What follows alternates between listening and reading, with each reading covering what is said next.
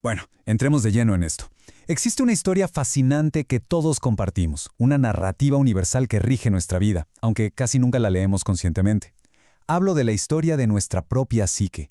En este análisis visual vamos a explorar cómo se desarrolla nuestra narrativa emocional, pero no como si fuera un libro de texto aburrido, sino como un verdadero viaje épico. Es el relato que va desde esa vulnerabilidad total que todos vivimos en la infancia, pasando por la creación de personajes defensivos para poder sobrevivir, hasta llegar al gran clímax que todos buscamos, la sanación en la edad adulta. Al desmenuzar estos conceptos, vamos a entender por fin esos guiones invisibles que dictan nuestras reacciones de todos los días. Y para darle un tono de prólogo a nuestra historia, hay una frase que funciona como el gancho perfecto para entender el gran misterio del comportamiento humano. Pensemos un momento, ¿por qué repetimos inconscientemente los mismos patrones dolorosos o elegimos parejas parecidas que nos hacen daño o saboteamos nuestro propio éxito una y otra vez? A ver, esta repetición no es mala suerte, tampoco es el destino. En realidad, es un guión oculto, escrito hace muchísimo tiempo, que sigue moviendo los hilos desde las sombras, justo esperando el momento en que decidamos encender la luz y leerlo en voz alta. Así que vayamos al mismísimo inicio de la historia, el niño vulnerable. Si analizamos las investigaciones sobre el trauma del Dr. Bessel van der Kolk y la famosísima teoría del apego de John Bowlby, descubrimos algo increíble. El entorno más temprano en el que crecemos literalmente cablea nuestros instintos de supervivencia. Durante estos primeros años de vida, simplemente no existe la capacidad de racionalizar. El mundo es, en blanco y negro, un lugar que nos da seguridad o una amenaza constante. Esas primeras interacciones con nuestros cuidadores sientan las bases de cómo percibimos el amor, el rechazo y nuestro propio valor. Y es exactamente aquí donde se escriben los primeros grandes conflictos de nuestra narrativa vital. En este primer acto de nuestra vida existe una cronología. La investigadora y terapeuta Liz Bourbeau mapeó exactamente en qué momento se activan heridas fundacionales muy específicas durante los primeros capítulos de nuestro desarrollo. Y es una locura, porque incluso antes de tener recuerdos conscientes o de saber hablar, literal, desde la concepción hasta el primer año, ya somos susceptibles a la herida del rechazo. De ahí, el desarrollo avanza por el abandono, la humillación, la traición y finalmente la injusticia. Esta línea de tiempo es básicamente el índice de nuestras vulnerabilidades humanas. Pero claro, toda buena historia tiene que tener un incidente incitador, ¿no? Un evento que obliga al protagonista a cambiar por completo. Frente a estas heridas, la mente infantil tiene que actuar rápido y crea lo que Bourbeau llama la máscara. Este es un disfraz tanto psicológico como físico que adopta nuestra psique. ¿Y por qué hacemos esto? Pues resulta que para el cerebro humano la supervivencia y la familiaridad valen 1000 veces más que la felicidad. Para evitar ese dolor emocional tan fuerte y protegernos de futuras heridas por parte de nuestros cuidadores, nos ponemos una armadura. El detallito aquí es que esta armadura, con el tiempo, moldea hasta la forma de nuestro cuerpo y define nuestra personalidad ya de adultos. Y aquí es donde entra a escena nuestro elenco de personajes. A cada herida central le corresponde una máscara protectora súper específica, impulsada por un miedo profundísimo. Funciona así: quien sufre rechazo, huye, adopta la máscara huidiza. Quien sufre abandono, se vuelve dependiente por pánico a la soledad. La persona humillada adopta el rol masoquista. El traicionador se convierte en un controlador absoluto para no perder la confianza, y quien vive la injusticia se vuelve totalmente rígido. Visto así, es un sistema de defensa perfectamente lógico, claro, si lo vemos puramente desde el lente de la supervivencia. Ahora vamos a meternos de lleno en un par de estudios de personaje más específicos, basándonos directamente en los textos del marco psicológico de Bourbeau. Tomemos por ejemplo la herida de abandono.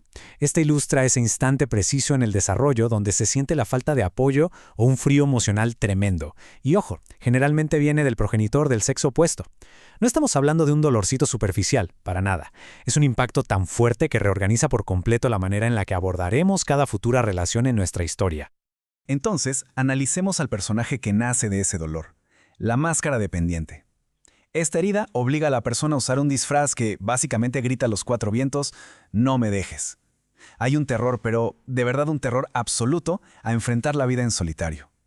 La narrativa interna nos convence de que es imposible sobrevivir sin el apoyo de alguien más. ¿Y qué pasa?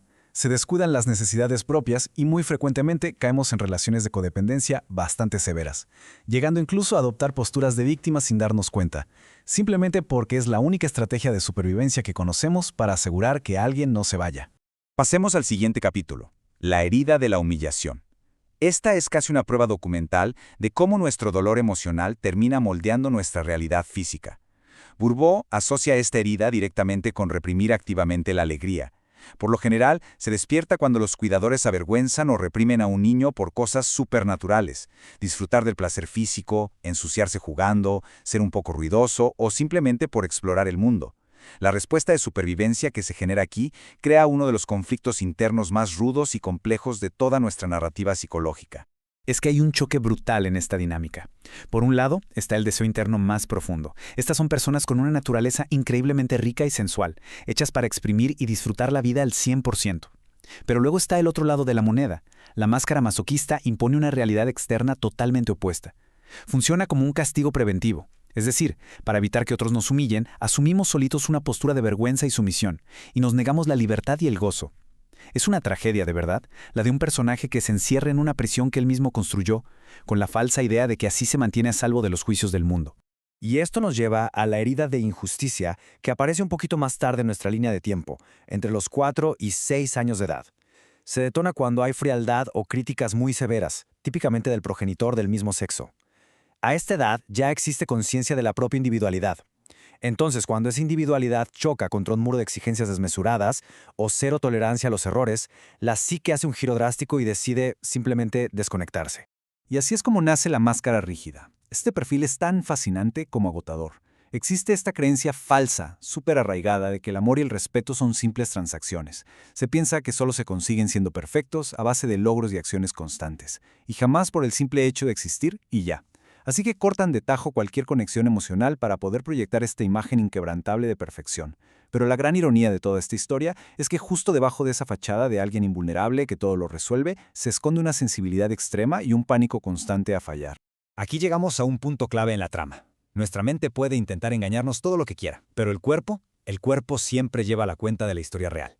La máscara de la injusticia se nota físicamente, es innegable. Hablamos de posturas impecablemente rectas, movimientos a los que les falta flexibilidad, brazos constantemente cruzados tratando de autocontenerse y hasta una preferencia súper inconsciente por vestir de color negro. Es loquísimo ver cómo nuestra propia biología y nuestros gestos cotidianos terminan traicionando, mostrándole al mundo exactamente esa vulnerabilidad que la mente intenta esconder a toda costa. Bueno, entramos ahora al tercer y último acto de esta narrativa, el camino hacia la sanación.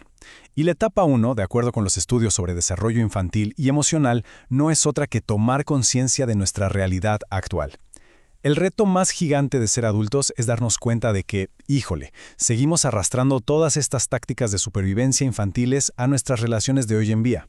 Seguimos caminando sobre cascarones de huevo, llenándonos de ansiedad o cerrándonos emocionalmente con personas que obviamente no son nuestros padres. Identificar en qué etapa de esta repetición nos encontramos es el primer rayo de luz en toda esta oscuridad. Para poder darle un desenlace verdaderamente satisfactorio a nuestra historia, el proceso de desenmascaramiento exige mucha valentía. Todo empieza con una observación súper honesta, reconocer qué máscara traemos puesta. Después, hay que rastrear ese comportamiento hacia atrás, viajar en el tiempo hasta encontrar esa herida fundacional original. Pero el secreto, los pasos 3 y 4, es hacerlo sin castigarnos. La máscara no es un defecto de fábrica, ¿ok? Fue un escudo heroico que en algún momento nos salvó la vida emocional. Darle las gracias por sus servicios, perdonarnos, practicar una autocompasión genuina y abrirnos a la vulnerabilidad, esas son las acciones definitivas para poder sanar de verdad. Y así cerramos este recorrido visual, pero nos quedamos con una pregunta enorme flotando en el aire. Después de entender toda esta compleja narrativa de nuestro propio desarrollo, es imposible no echar un vistazo hacia adentro. Al final del día, todos fuimos niños vulnerables, y todos, en mayor o menor medida, aprendimos a escondernos para poder sobrevivir. Así que vale toda la pena hacer una pausa y reflexionar, con muchísima honestidad sobre nuestras reacciones diarias, nuestros miedos y nuestras relaciones para descubrir qué máscara es la que sigue dictando el destino de nuestra historia y qué pasaría si por fin nos atrevemos a dejarla caer.